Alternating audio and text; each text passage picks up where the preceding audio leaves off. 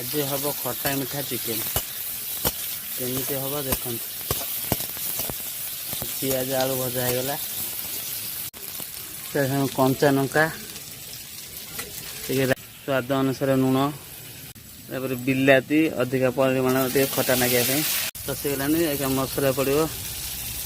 mix मसला हो जाए हलदी पकईदे ये चिकेन मसला ये दही ये गरम मसला अपेक देदे लास्ट को दही दिया हम एबे देखो मसला कषाई हो गलानी चिकेन पकईदे